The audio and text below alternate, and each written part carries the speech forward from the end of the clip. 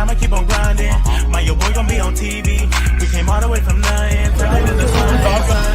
Yeah, we made it something. Feel like the way I turned nothing into something.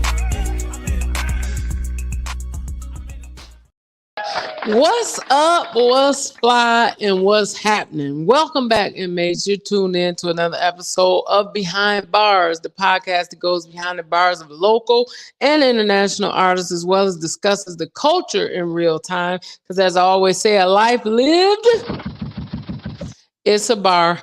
I am your hostess with the mostest. I'm Miss Playmon, and we back and better than ever. And I'm so excited because today we got one of my most favorite things in the world, and y'all know what that is. Yes, we have a guest. That's right. We got a guest that's joining us this week.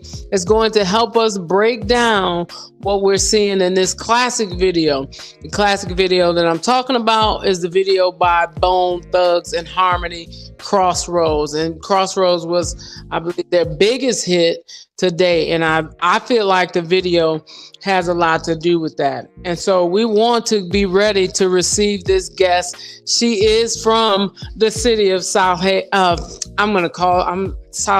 the brain. She's from the city of Kalamazoo, a 21-year-old Lower North High School graduate of 2020. She's also a graduate of Kalamazoo Valley Community College and happens to currently be at Ferris State University, majoring in television digital media production. She is also an entrepreneur, starting her own company called J Production, where she has excelled in photography as well as videography. She has not only brought her family's memories to life, but she has been also behind sports highlights and music videos of some of your favorite artists and athletes. She is definitely up next, and dare I say, up now. I want you to give a warm Behind Bars welcome to the one, the only, Miss Jaylah Lewis. Hi, thank you for having me on with you. What's up, Miss Jaylah? Just homework videos, Yeah, that's what I'm talking about. Now, before we get started, Miss Jaylah, I do want you to shout your people out because I don't want them to be mad at you and say you didn't do it. So shout your folks out. Shout out to my mom. She's definitely been there for me every step of the way. Shout out to my dad and little sister. They're some of my favorite people in the world.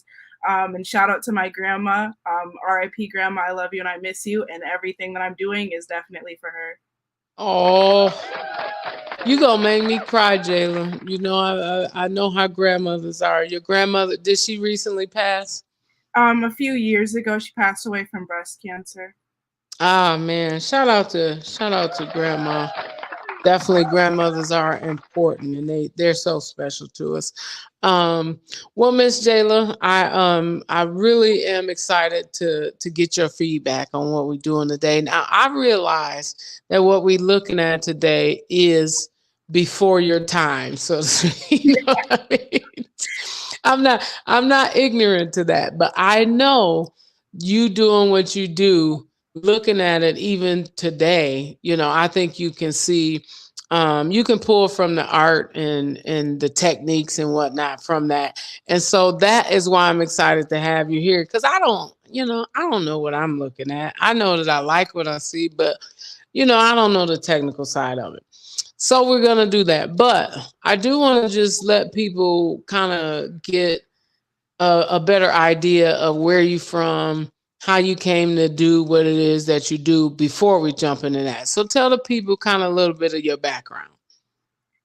So like you already mentioned, I graduated high school in 2020 from Loy Norris High School in Kalamazoo, Michigan.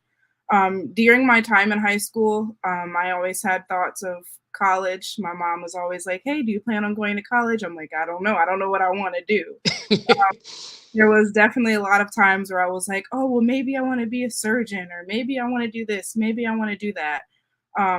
But I always kept coming back to movies and TV shows, and I just felt as if I was watching them differently than the way other people were. Like someone will go to the movies and be like, oh, that movie was really good.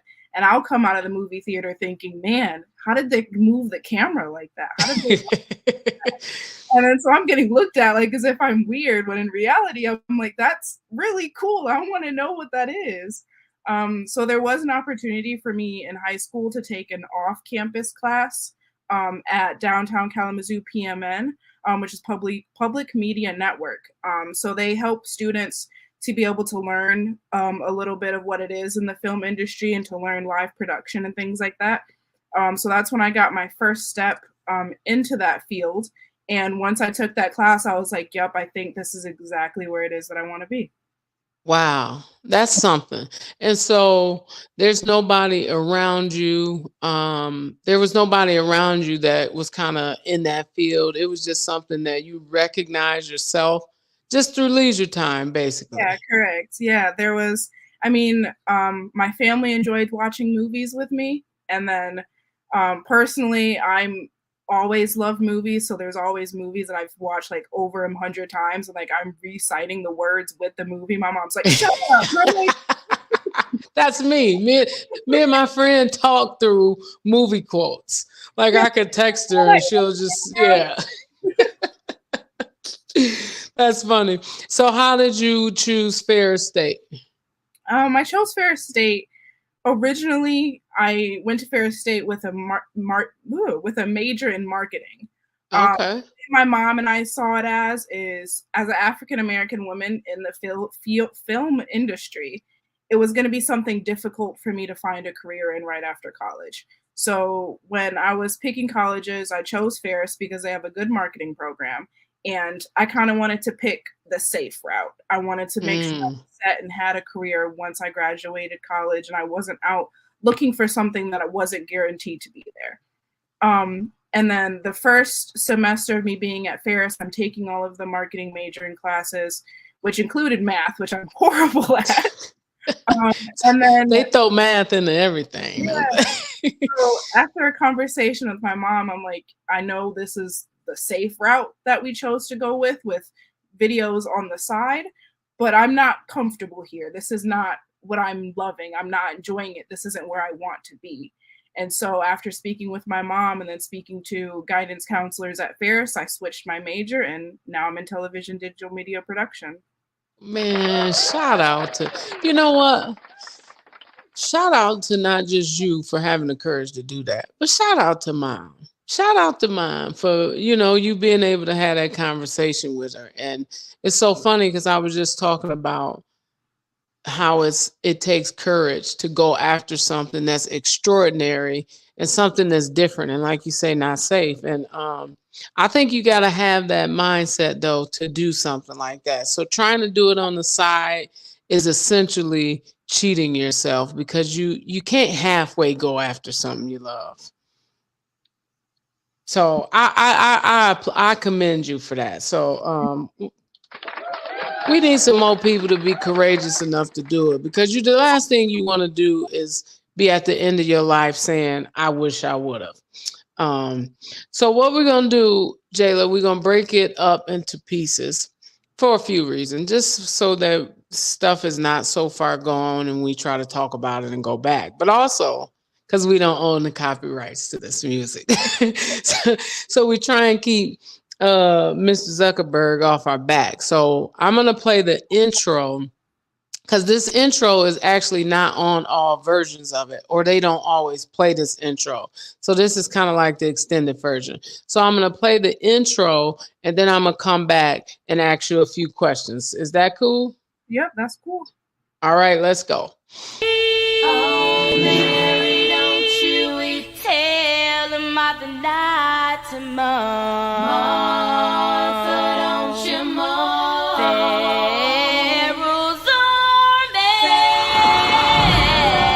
army. You know they've been drowned. Singing Mary. Oh, Mary, don't you tell them about the night tomorrow. Martha, don't you more.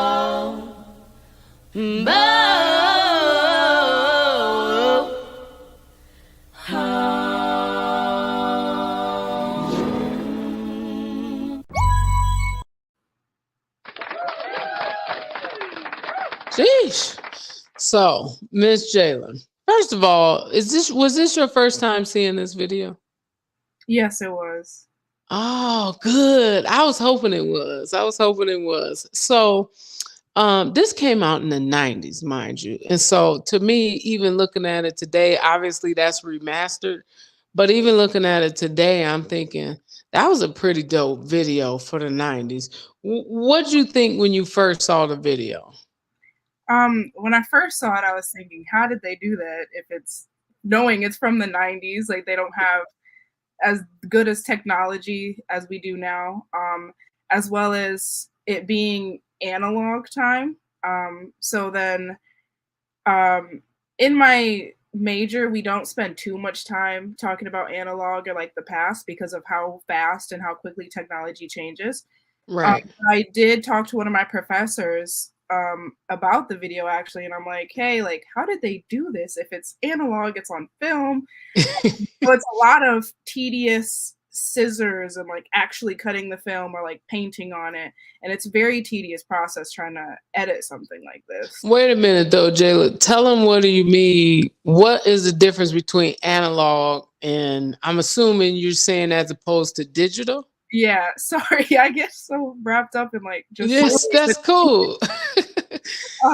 so analog instead of digital, analog is more of just it's physically there.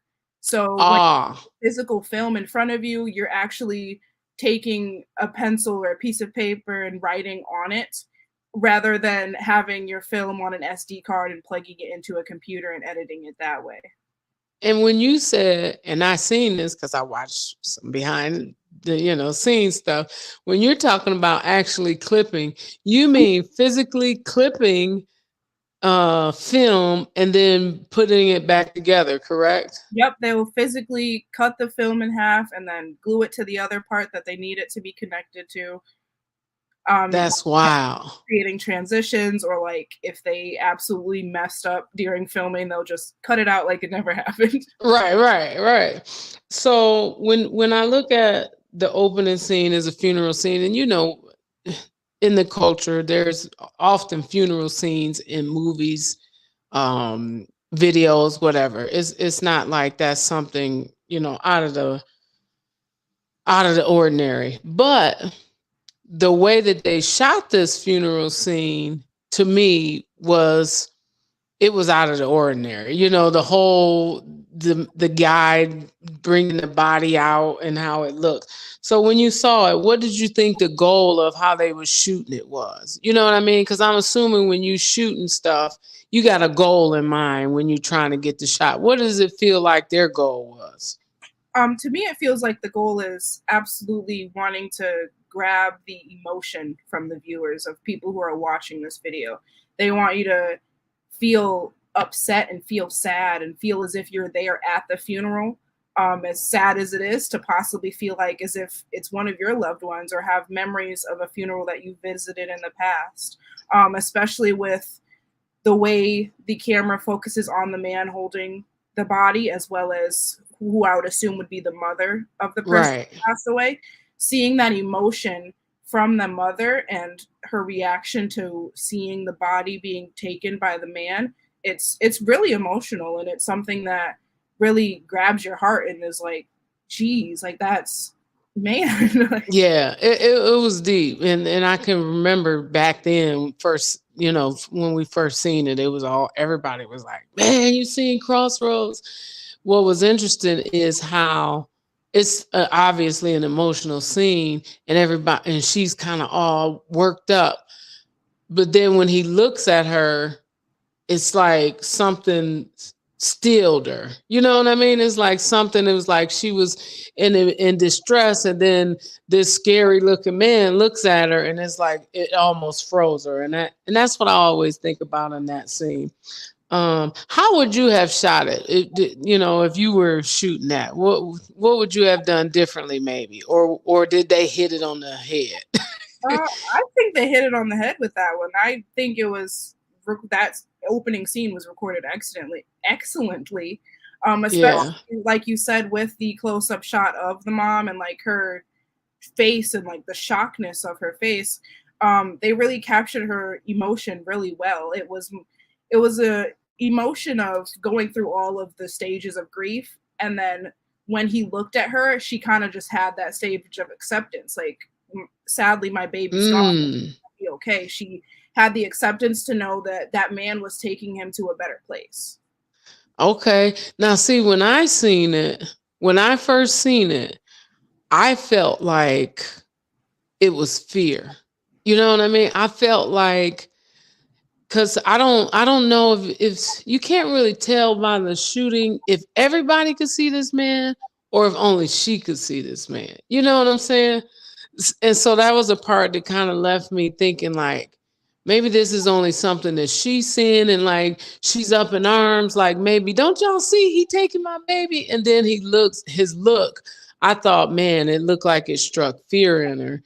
But then I thought about, and I'm just a old church girl, and when I thought about in the Bible how every time an angel came, this is me thinking about it now. I didn't think about it like that then.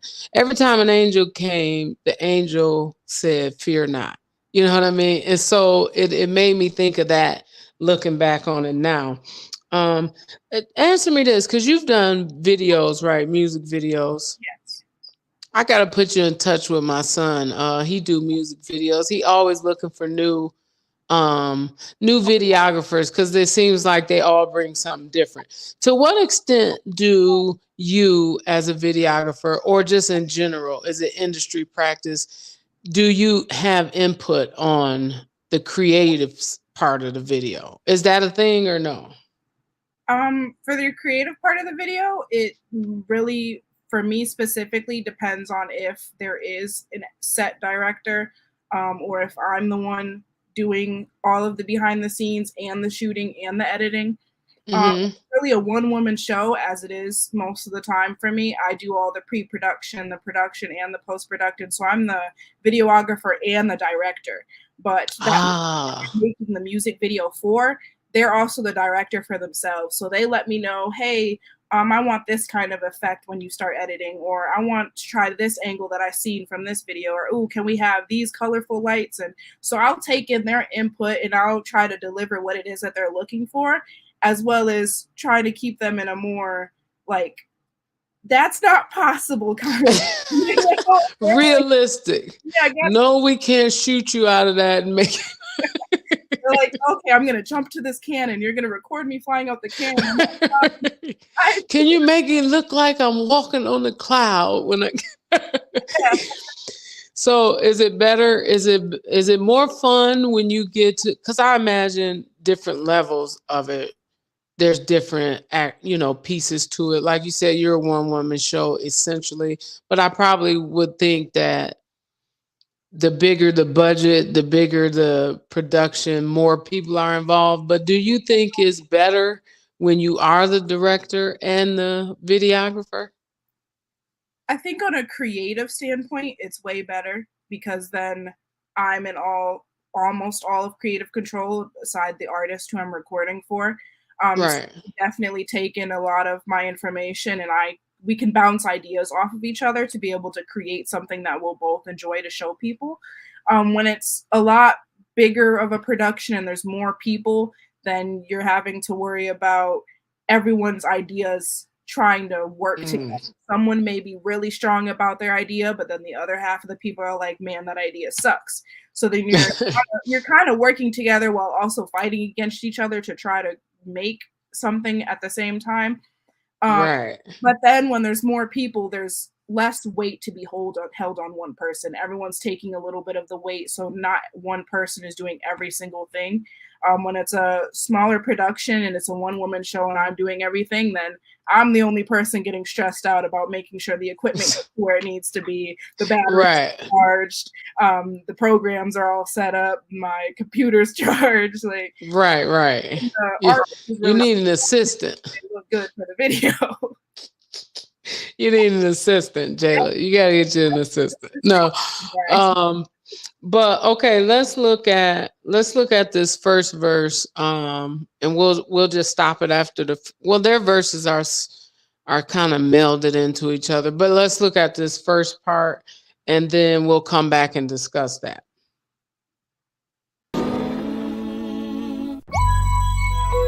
Boom, boom, boom, boom, boom, boom, boom, boom, boom. Now tell me what you gonna do when it ain't nowhere to run. When judgment comes for you. When judgment comes for you. Tell me what you gonna do when it ain't nowhere to hide. When judgment comes for you. Cause it's gonna come for you.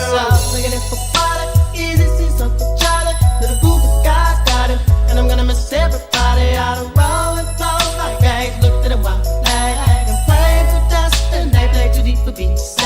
Little legs I came to be. Tell me your feature deceased, would it please? Marry me by my grand, new way. You can't go follow God bless you, working on a plan to heaven. Follow the Lord on 24/7 days. God is who we praise, even though the devil's all up in my face, but he keeping me safe and in my place. Say grace to the gates we race, without a chance to face the judge. And it gets my soul with buzz. Grudge because there's no mercy for thugs. Ooh, what can I do? It's all about the family and how we grow. Can I get a witness? Let it unfold. We living our lives to eternal our soul. Hey, oh, hey, oh. And we're praying, we're praying, we're praying, we're praying. Every day, every day, every day, every day. And we're praying, we're praying, we're praying, we're praying.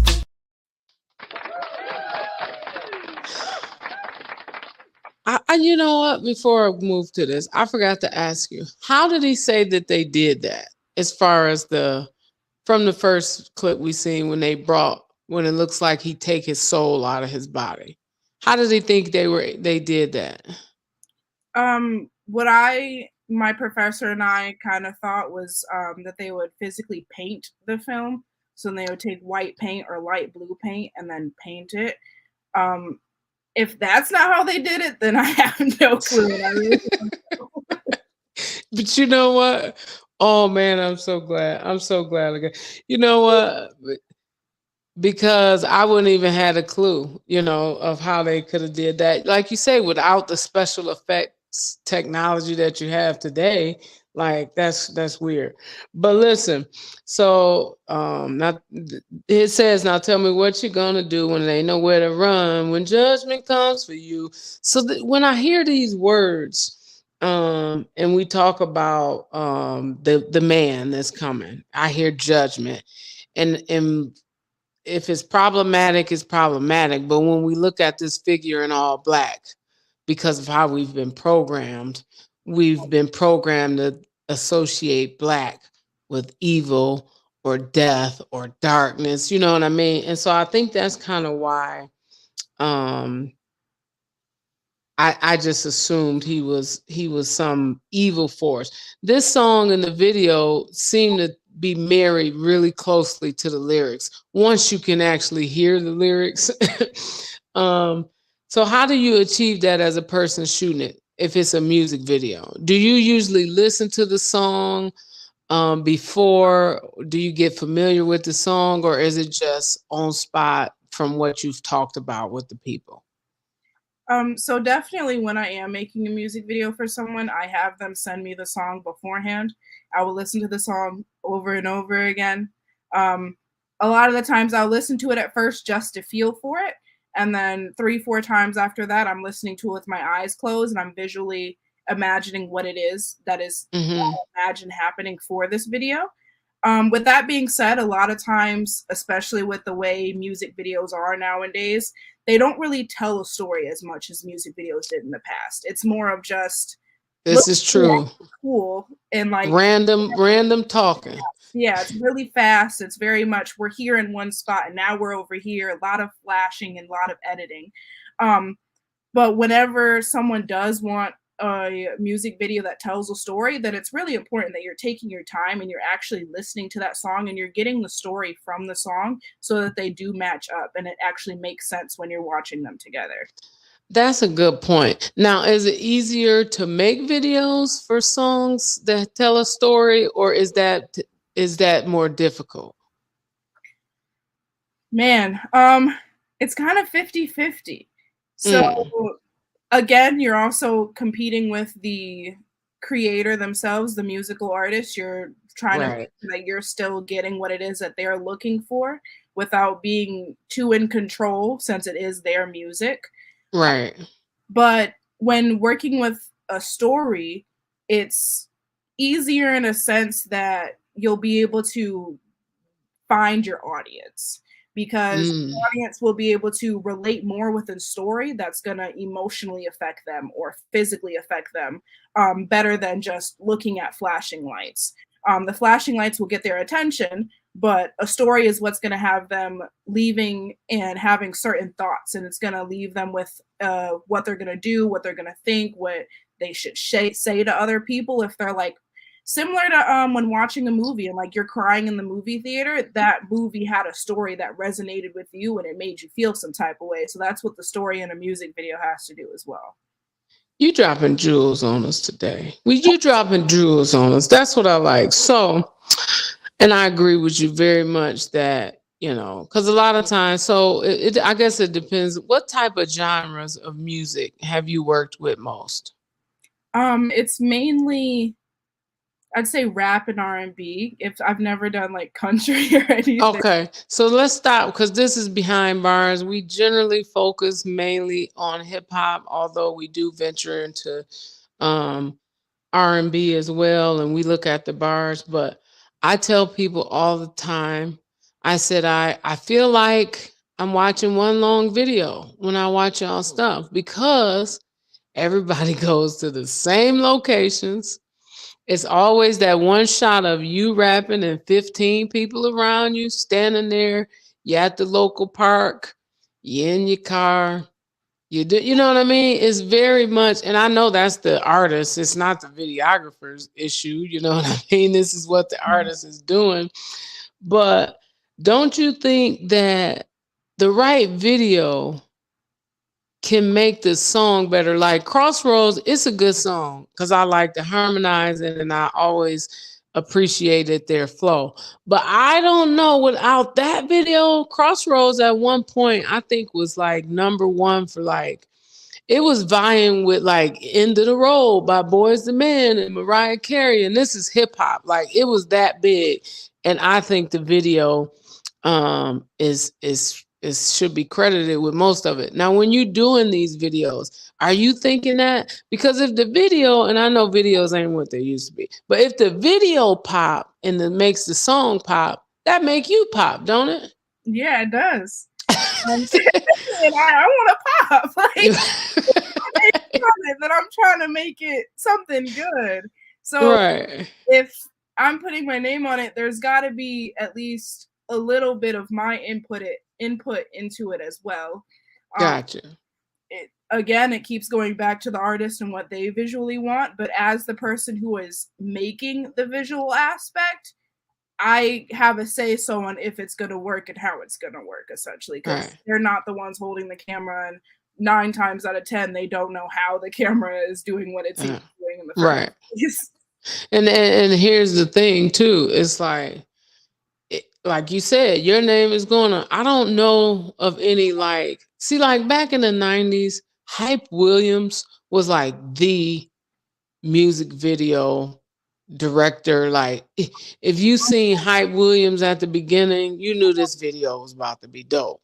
Now I don't know if he was actually shooting it and the creative mind behind it, but like he I had never seen where a music video director or why are you so big? He was as big as artists back then. Like that's how his name was. So is that your goal, is to be like when they come on and they see Jaylah name on it, they know this about to be fire. Is that what we're trying to get to, Jaylah? Yeah, that's 110% the goal. At the end of any video that I make, I add my little LLC tag and I add my business tag at the end, J Productions.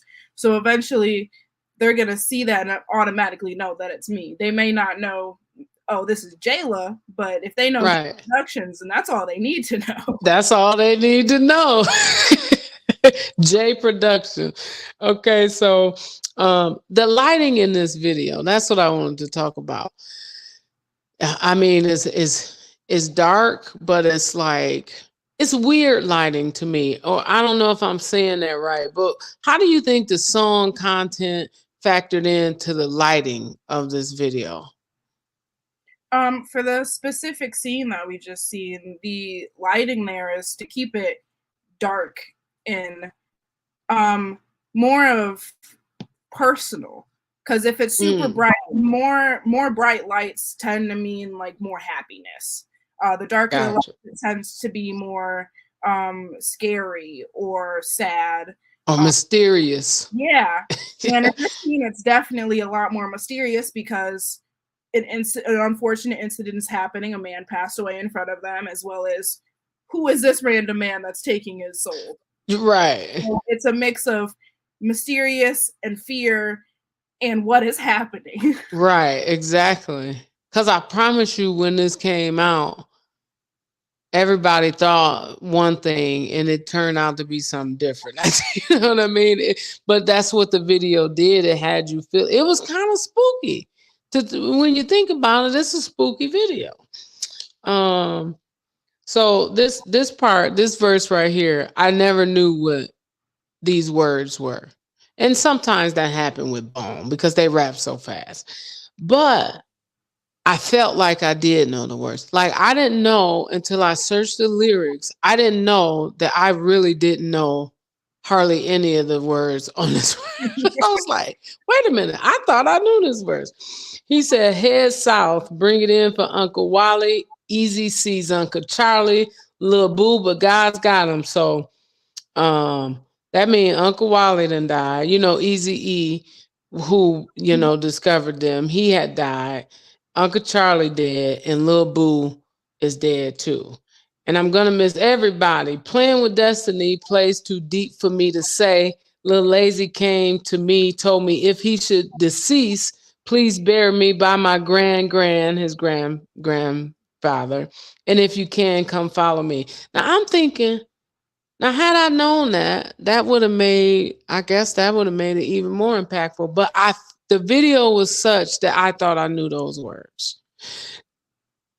I'm certain that nobody else knew them either. I'm just going to put that out there. How do you make sure you achieve that as a videographer? So say you don't have all of the control, the creative control, but they come up with something. How do you achieve that from the shooting aspect? That no matter what, if they know the words, if they catch the words, they gonna know what this artist is talking about. So it can go multiple ways of that. If it is the artist who is lip syncing in the video, just making sure they're pronouncing their words clearly so that they're actually matching up with the words once we do get that audio synced, as well as if what you're looking at visually is matching the words exactly to a T, then there's going to be no confusion. So if you're singing about an apple, but there's a banana on the screen, the audience is like, well, what's happening? Because did I hear that right? Yeah. So it's like the eyes and the ears are like playing a trick on you. Right. That makes sense though. There's a thing like that, and I'm sure you guys probably talk about this, where they show something on the screen and they play a sound, and what you hear changes as they change what you're looking at. You know what I'm talking about? I think I've seen something like that. Yeah, they're like, they say you hear something and you're like, oh yeah, they're saying cat. And then they show something on the screen and they keep playing the sound, and then all of a sudden what you're hearing has changed. So I get exactly what you mean about that. Making it congruent, what you're seeing and what you're hearing. You about to make me geek out because I be wanting to talk to somebody about this type of stuff in these videos. So we're gonna keep it going. But right now, we gotta take a quick commercial break. Hey you, I don't have to tell you what time it is. Valentine's Day isn't the only reason love is in the air. That's right, folks. It's tax time. And B Dreams LLC Tax Preparation has you covered. Miss Kiana Bradley, who is a registered tax preparer with the Internal Revenue Service, is taking appointments now. She handles individual taxes, business taxes, self-employed, 1099s, and much more. Miss Kiana is working remotely this year and can be contacted at 269-666-3018. Or you can email her at kbradley@bdreams.com. bdreams.com. Don't forget to ask about their advances up to $7,000. That's B Dreams Tax Preparations, where you get all that's coming to you. Shout out to Miss Kiana Bradley. So I want to play because really this song is not that long. The video kind of stretches it out.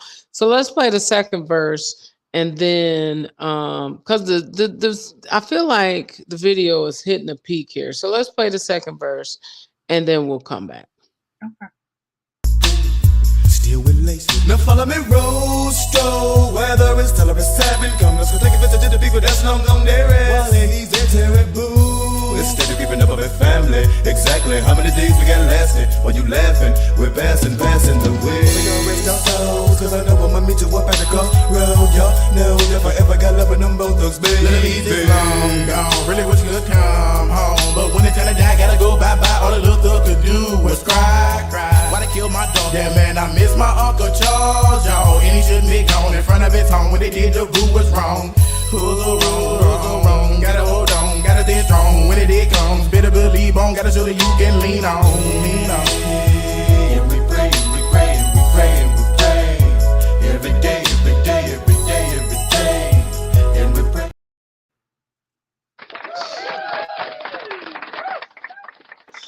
So, Miss Jaylah, we go back to another thing that they managed to capture. So some of the scenes are what I guess you describe as fairy tale.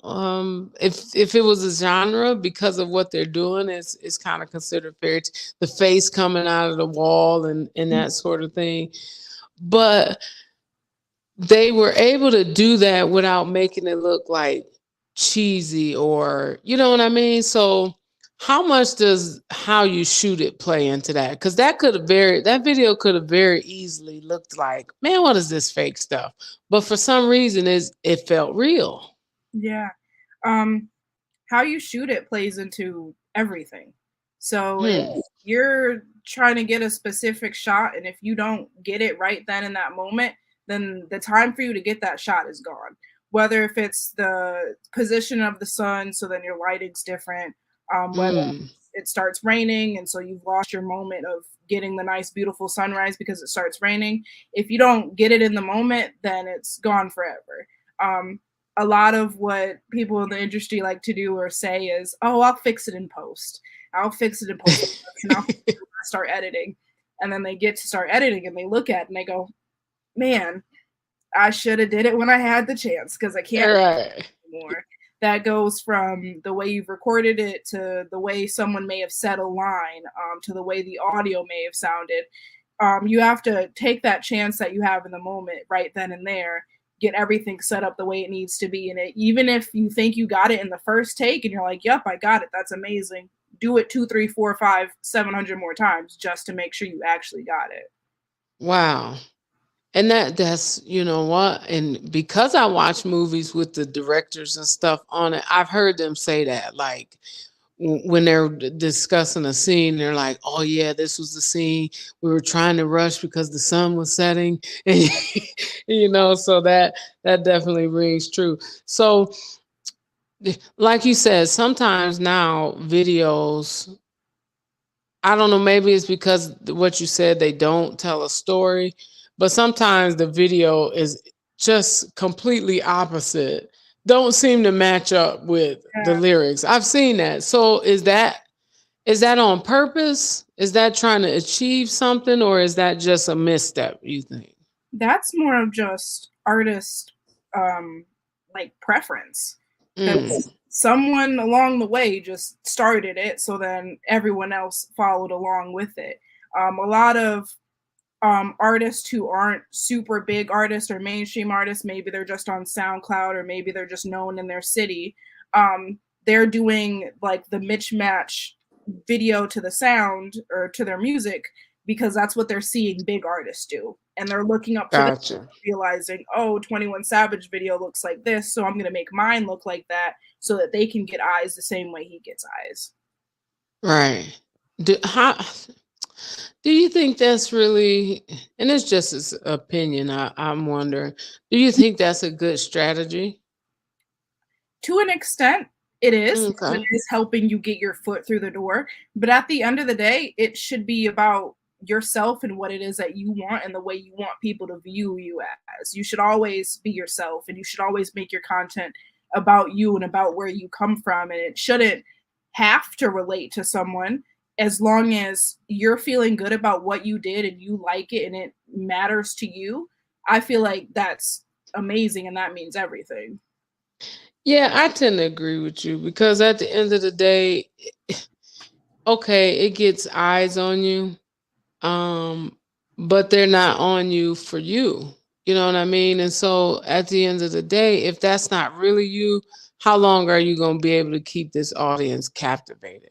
Because Yeah. it's not you. You know what I mean? And so I would much rather, um, I guess it depends on what your goal is, I guess. But I feel like if you want to be, um, if you want to stand apart, if you want to sustain something, I don't think necessarily trying to mimic somebody else is the way to go. But I could be wrong. Hey, I'm getting old. You know,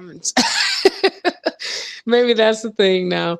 So, let me ask you this: do you think it's possible for, like, if a director, say the videographer and the director are not the same person, is it possible for you as a videographer, if you see a director and they're missing it, you're like, they missing the mark, you know what I'm saying? That, like, they're not hitting it.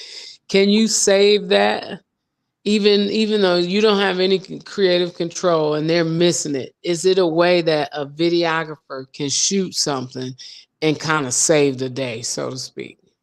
There 100% definitely is. Um, Even if you don't have the chance to speak up and creatively say something, there are a lot of times, and I notice this all the time, even when like I'm helping students in my class.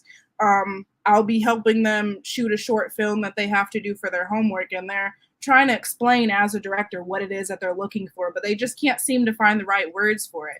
So then I'm just like, hold on, do you mean like this? And then just absolutely physically take the camera and do what I think it is that I'm talking about. And they're like, yeah, that's perfect. That's exactly what I wanted. But like sometimes it is just hard to find those words. And then as the videographer, you understand and you know the way the camera can move and the way it may look after you do editing way better than a director can sometimes. So if you just speak up or just physically actually try it and say, okay, what about this? Does this angle look good? Is this angle what you're looking for? Then you can be able to communicate together and figure out what it is that that director is actually looking for without having to step on their toes and take control. I was going to say that too. I said, have you ever just felt like they're telling you to do something and you know it's ignorant? You just like, that's just the most ignorant thing. That's not going to work. And so you just say, yeah, you're going to do it, but you do something totally different. And they like, yeah, that's it. And you're like, that's not what you said. Yeah, that's what happened earlier today in class. Tell us about it. What happened? So we're all in a live studio production class together. So we're shooting content for our fair sports. And so we're practicing in the studio, and our professor is our director, but he's not there. So we're all just practicing. And some of us are just lost and like we're confused. And like sometimes it's like not knowing what we're supposed to do. And then sometimes it's just not 100% knowing how the technology works. And so there's a lot of times when they're like, well, we need this graphic, and where's the graphic? And I'm just like, boop, boop, boop, it's right there. I just press the button. They're like, wait, that button was where? And I'm like, the button's right there. That's funny. Well, sometimes you just got to do what you got to do to get what you need. And like you say, avoid the conversation, the confrontation, the stepping on somebody's toes. Because I imagine there's a lot of ego, especially when you're dealing with artists. And I get it because I was an artist. And so you are kind of sensitive, like Erykah Badu saying, I'm sensitive about my stuff. And so I imagine you got to kind of walk a fine line between a creative director, the artist, and it's like it's just too much ego in this. Everybody think they know, but that's something that now in school that you're in now, do they talk about? I'm sure they got to talk about more than just the technical aspect of it. Do they talk about navigating those different things, or is it just strictly the technical things? They definitely dive into a lot of different parts that you'll witness in the film industry. For technical aspect, it's more of just like how to use certain editing applications. But for like a professional standpoint, they're teaching us how to be producers and how to be directors. Right. And you're a producer, the way you should communicate with them, whether if they're above you or below you, the way you should communicate with your actors, the way you should be getting your information out there, and overall how to be a business person in the film industry, because it's not always just hold this camera or hold this mic. Right. Communication and talking to people. You know what, Jaylah? Somebody better hire you now. When do you graduate? I hope somebody's gonna hire me. They better hire you now because you know what they say. I hate to break it to you, but hey, tomorrow's price is not gonna be today's price. You better get it now. So listen, let's look at this, the final scene, how the video plays out. Because I mean, I don't know if you got the same effect that we got because we seen it when it first came, but it was your first time seeing it. So I mean, hey, but let's look at how it wraps it up, and then we're gonna come back. And we pray, and we pray, and we pray, and we pray every day. See you at the crossroads, see you at the crossroads, see you at the crossroads, see you at the crossroads, see you at the crossroads. And I'm gonna miss everybody, and I'm gonna miss everybody, and I'm gonna miss everybody, and I'm gonna miss everybody, and I'm gonna miss everybody, and I'm gonna miss everybody. Living in a hateful world, sending it straight to hell. We run. Living in a hateful world, sending it straight to hell. We run. Living in a hateful world, sending it straight to hell. We run. Now that's in a good little YSI. He told me we lived it What's up with that money, y'all? See my bigger cousin was home. Somebody really, everybody wanna test the stuff. Getting this sneeze instead of easy to fall. The number been sitting in cause he intended on that it didn't win any. Wanna come again, again and again. Now tell me what you gonna do. Can somebody, anybody tell me why? Hey, can somebody, anybody tell me why? We die, we die. I don't wanna die. Go so wrong, go wrong. See you at the crossroads, so you won't be lonely. So you won't be lonely. See you at the crossroads, so you won't be lonely. So you won't be lonely.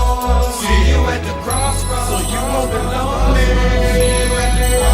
So you won't be lonely. See you at the crossroads, so you won't be lonely.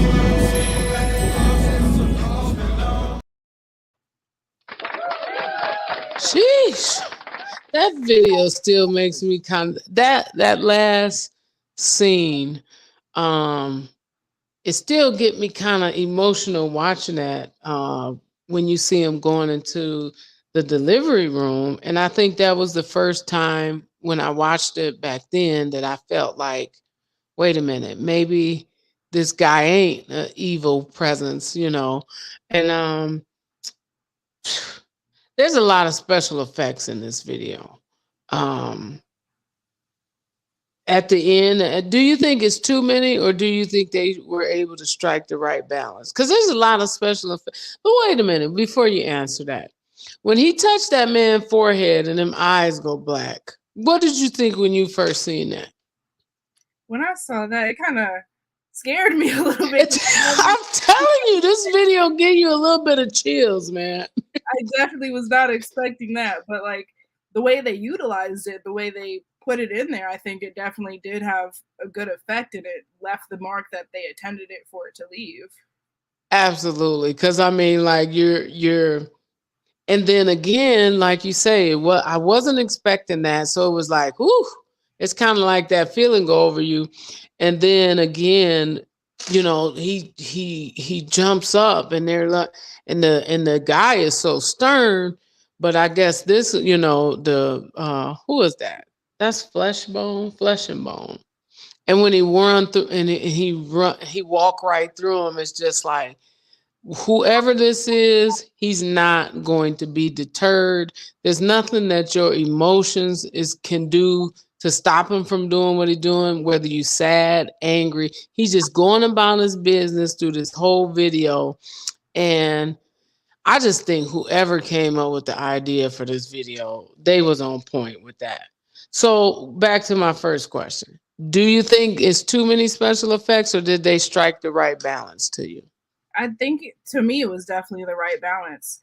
It was enough effects for you to be able to understand what direction they were steering towards, as well as enough effects for it to emotionally impact you. Because if it was just the guy walking around and he's just walking around people, we wouldn't get that analogy that he is an angel, or he's the death and he's taking lives. If he's just walking around them, we're getting more of a feeling and a more of a character.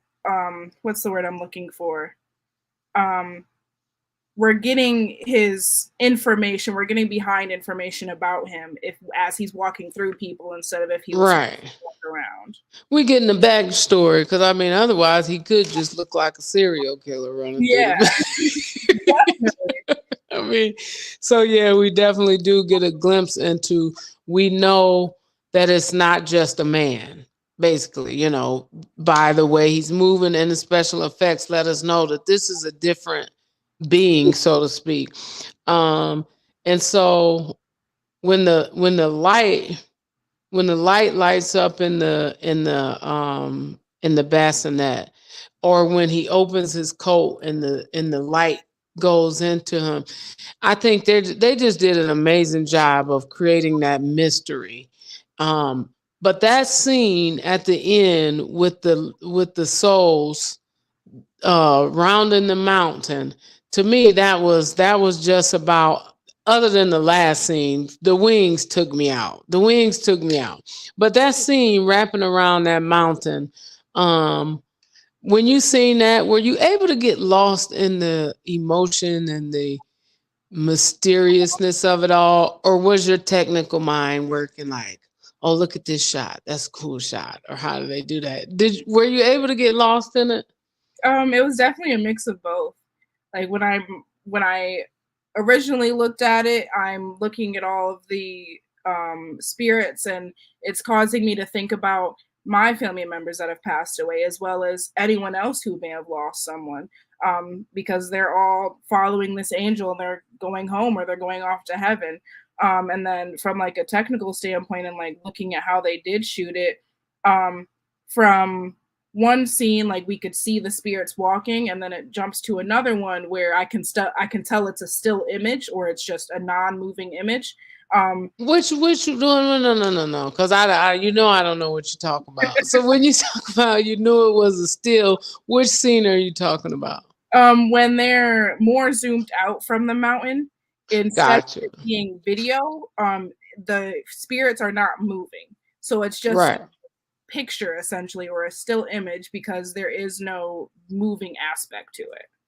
But it looks like it's moving. Yeah. It looks like, and obviously I know that those aren't, but it looks like I'm thinking they got something running, but you're saying it's just a still picture. Yeah. Wow. So what about the wings?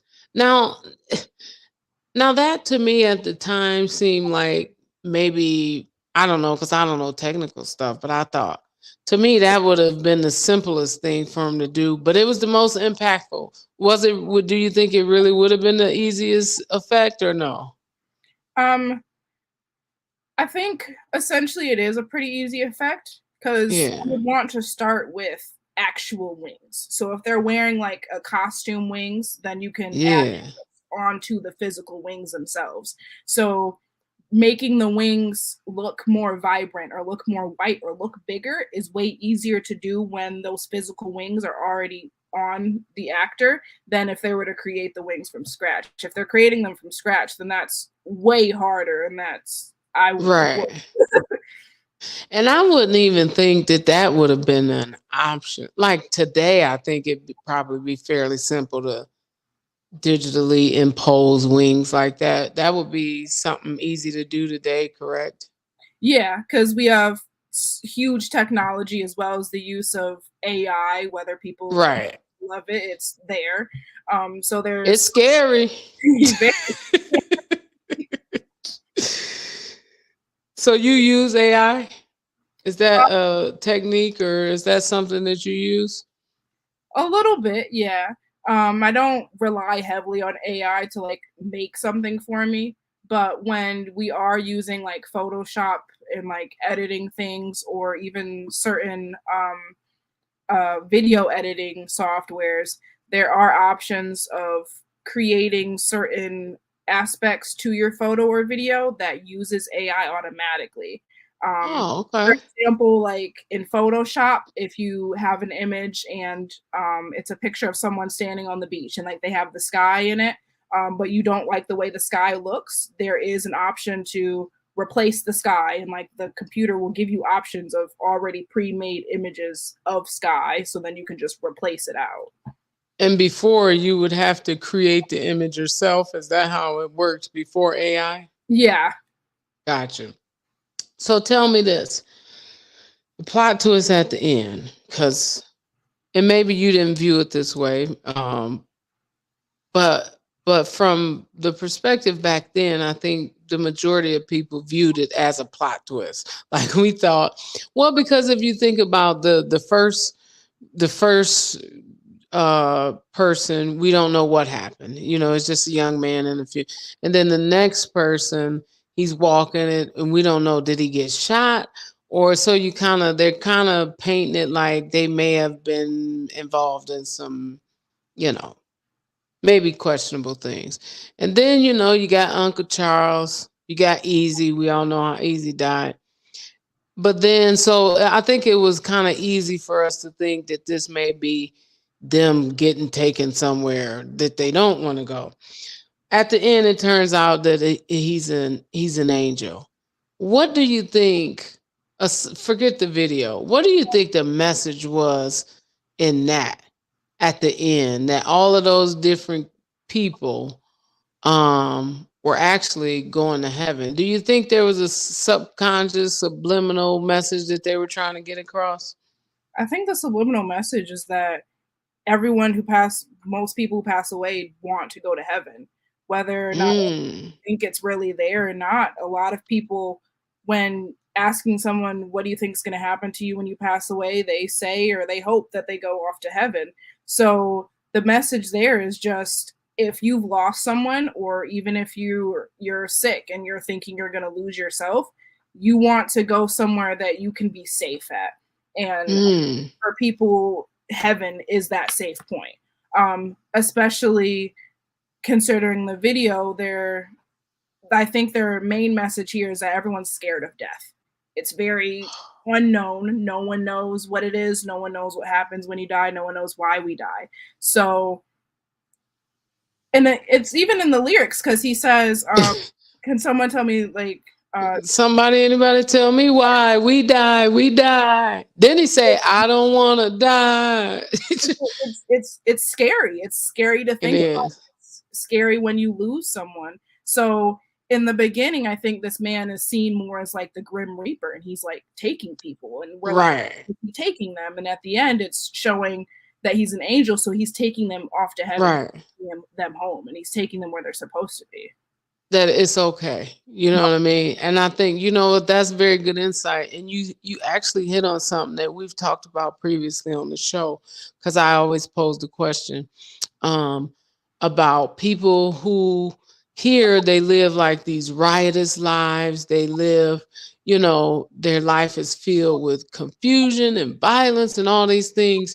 And they always inquire about heaven. You know the saying, is there heaven for a gangster? And I was like, I wonder why that is. And one of the guests said is because they go through so much hell on earth that they hoping that after this is something different. And I was like, that is very interesting. That is very interesting. And to hear just your feedback on that. Woo! Boy, they did their thing. They did their thing with that. They did their thing with that video. Shout out to Bone Thugs and Harmony for giving us that. Listen, Miss Jaylah, I got what we do here on Behind Bars. Before I let my guests go, you got to help me out with some trivia, and the reason we do the trivia is I do a jackpot giveaway at the end of every month. And the way that money gets into the jackpot is my guests answer questions. And for every right answer you get, we put money into the jackpot. And so everybody is really bad at this game, Jaylah. I'm just throwing it out. They usually suck at this game. But I give help. I'm not here to make you feel bad. The questions are always surrounding the artist or the song that we've discussed today. And usually throughout the episode, we drop little hints if you pick up on them. And so I try and make the questions a little easier. So I got 4 questions. Each question is worth $10. And you are going to put some money in the bank. I'm confident of that. So, first question. We're going to start off with something easy. First question. Oh, that's not easy. This is an easy one. First question. What is Bone's biggest song to date? I feel like this is a trick question. It's not a trick question. Crossroads. Put some money in the bank. Absolutely. Crossroads is Bone Thugs and Harmony biggest song today. That is $10 going into the jackpot that Miss Jaylah has just helped us get. And now, question number 2. Who signed or discovered Bone Thugs and Harmony?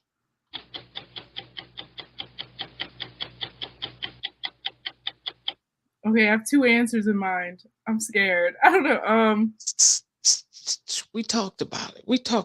Give it to me, Jaylah. You know it. Easy. Put some money in the bank. Easy E. Sign Bone Thugs and Harmony to Ruthless Records. That is another $10 in the bank that Miss Jaylah has helped you get today. We're on the roll. You might sweep the board. Question number 3. What state are the members of Bone Thugs and Harmony from? I have no clue. They're from the Midwest. LeBron James. Los Angeles? Oh, what? Jaylah. I can't believe you said Los Angeles. What are you talking about? Is LeBron James from Los Angeles? Did I miss a meeting? Okay, Jaylah. I didn't call you Kayla. Jaylah. One more guess. Just the state. You don't even have to give me the city. Just the state. This one's hard.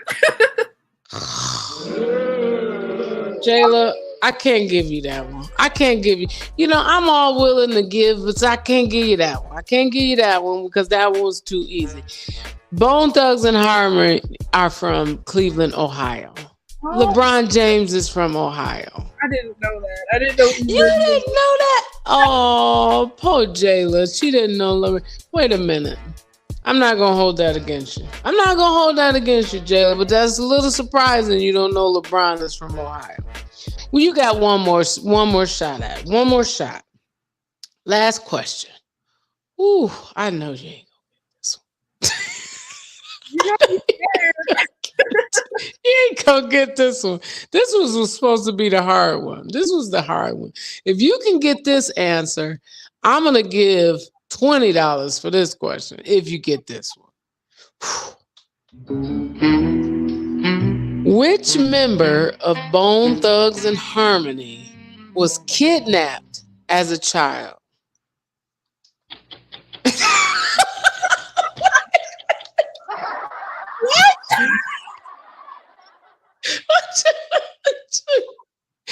Jaylah, you should see your face. It is a real thing. Wait a minute. Kidnapping is a felony, Jaylah. We should be laughing.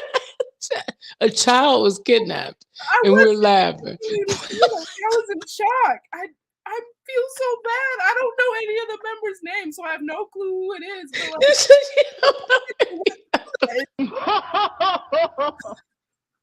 No. Jaylah, you don't know any of their names. I'm going to give you multiple choice. There we go. Multiple choice.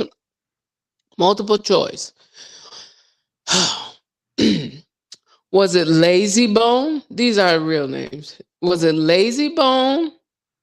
Crazy Bone? Wishbone? Is Wishbone one of them? I don't even know if that's really one of them. Lazy Bone, Crazy Bone, Wishbone, Flesh Bone, or Busy Bone? Take a guess. Lazy Bone?